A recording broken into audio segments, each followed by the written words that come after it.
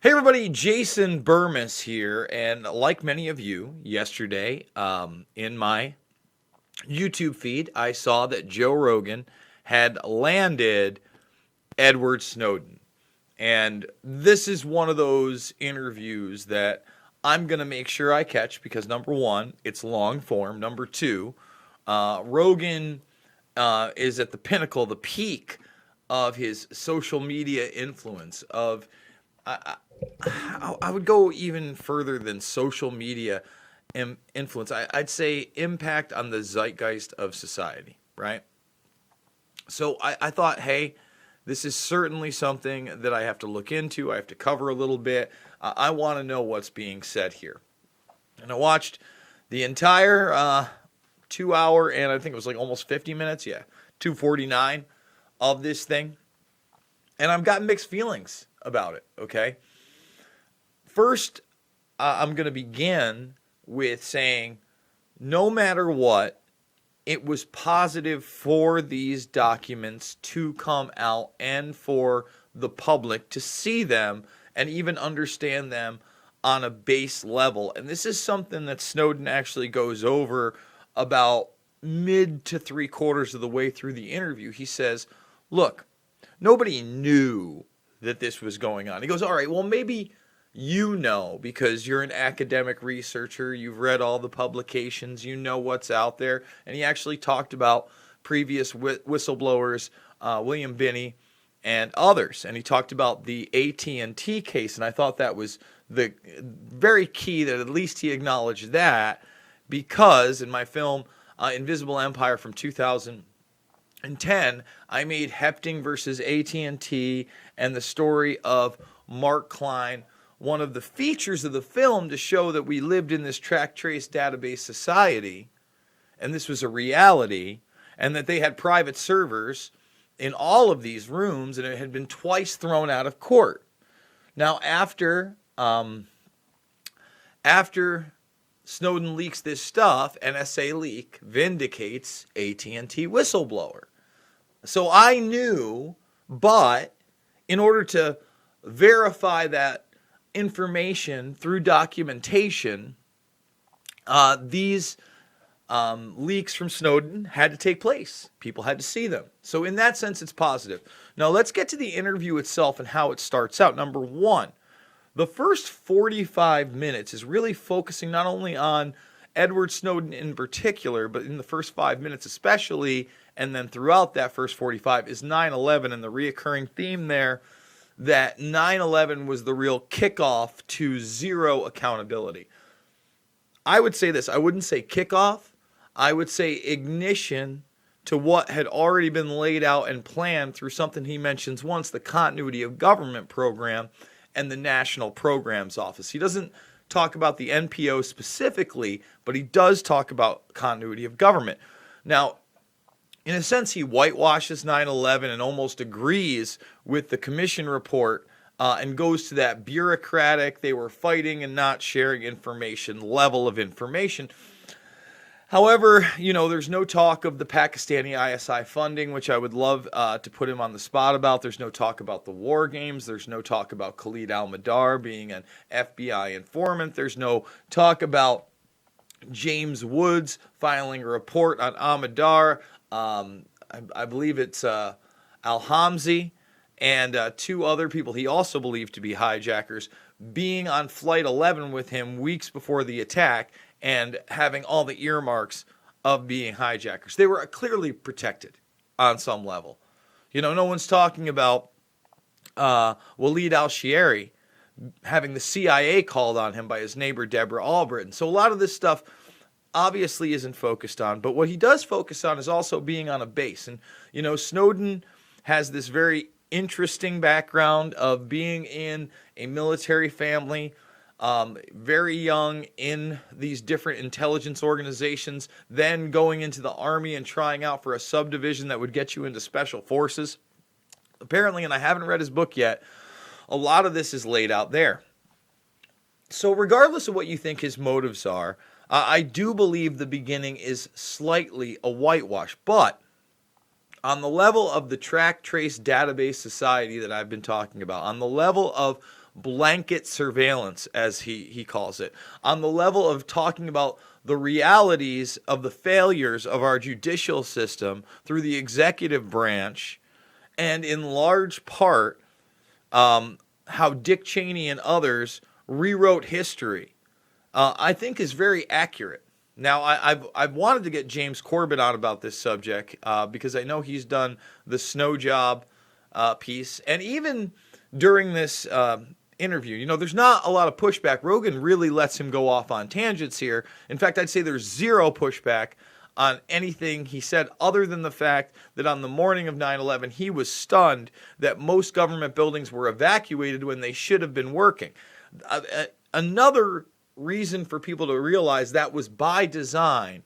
So those at the very top of running these war games, the people on the doomsday planes, the E-4Bs, okay, those in the PIOC, they would have the limited amount of information while those at the top would be orchestrating the event in some case. That's what all the research shows to me. The fact that we still don't have admissions that those E-4Bs are in the air should be extremely alarming. Now, I know a lot of people are also focusing on the fact that in the very beginning, Snowden uses the term conspiracy theory and says how he searched for aliens, chemtrails, all that stuff. Now, I would argue this. Number one, there has to be offline intelligence.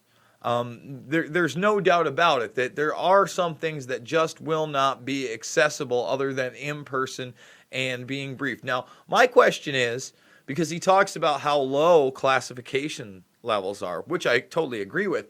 What other classification levels is he aware of? For instance, I want to know if magic clearance exists. And it's not a question I would have asked before Annie Jacobson in Area 51 mentions it and says it's a real thing. As far as I know, there are no confirmed government documents out there that are magic eyes only, that have been declassified. And that should be a huge problem.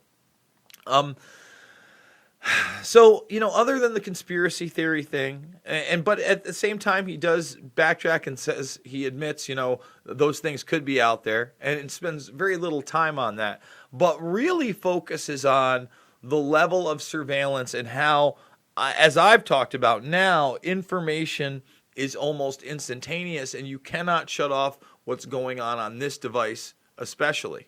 Okay? You see this? He says it's on all the time. And, you used to be able to take a battery out. He talks about Faraday devices, et cetera, but he also talks about screen manipulation technology. In other words, you don't know that the device is on or that it's collecting data, but indeed it is. He talks about this in a technology aspect and how it's all integrated, and he's 100% correct on that. I think he did a really good job on Rogan to at least get that level out there and across. But did he go as hardcore as he could have? No, I'd love to, have a conversation with Edward Snowden. Let's make it happen, Ed. I know you're doing the tours. Rogan is probably the biggest alternative platform that you could possibly go on, but I would love to get you on for 3 to 5 hours and discuss these things. Because, again, he talks about how he worked with the media to get a lot of this out, but one of the very disturbing things was that the media purposely suppressed a story prior to the election in 2004 because they thought it would sway the polls too much and they would lose, and the White House had requested they redact it. What should be one of the more alarming details that he goes into detail explaining is that in most cases, this is a Stellar Wind, okay, the program Stellar Wind. In most cases, you get a document and then you have a lot of redactions like the ones you see here, okay? Things are scrubbed out. There's big redactions, et cetera, but it's the actual document. And later on, a little more piece might be redacted.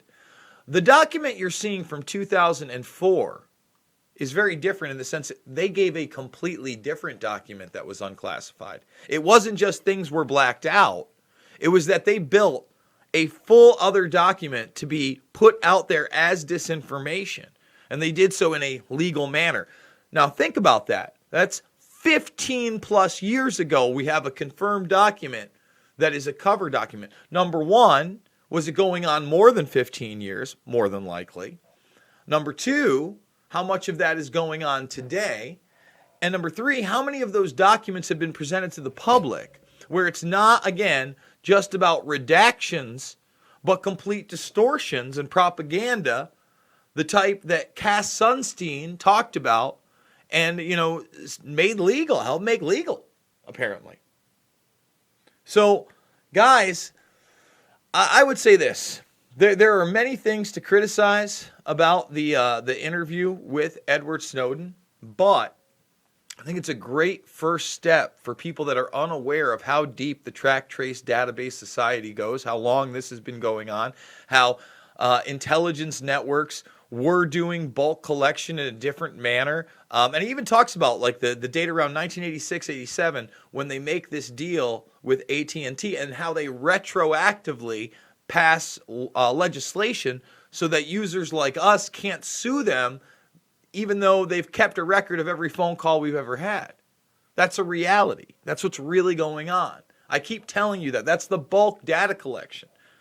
And there's just so many points to be made. And I would say that Snowden also played the clip of James Clapper lying and having no repercussions about that bulk data collection. So there's a lot of moments that deserve to be watched. Edward, please, let's figure it out, buddy. I'd love to get you on for 3 hours, ask some real tough questions if we can do it. And, let's tweet at Snowden. First of all, go watch it. Go check it out. Tell me what you guys think in the comments. If you're new to this channel, thumbs it up, share it. We're doing it 3 to 7 times a day, all right, on all sorts of different subjects. In fact, hopefully, at 11 a.m., we're going to have Peter Dale Scott live talking about his new book, The Coming of Jakarta, or is it The Coming of Jakarta? It's Terror and Poetry, The Coming of Jakarta, I believe, and I'm pretty excited about it. I've read some different sections of it, and it's really interesting. He talks about Bilderberg, he talks about Lockheed Martin, and it's really about this massive Indonesian massacre at the hands of the globalists, the people that we talk about, the deep state. This is the man that coined the term.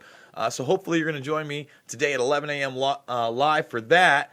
And remember, I'm doing it with your help. $5, $10, $15, it means the world to me. It's how we're doing this. We got one more week left in this month's GoFundMe. We may not hit 5K, but that's all right. Well, we're going to work towards it. This is already video 3 of the day at 7:30 a.m. Eastern. Let's see how many we can kick out today. It could be a big news day. There's a lot to talk about. I love you guys. Thanks for watching. I'll see you on the flip side.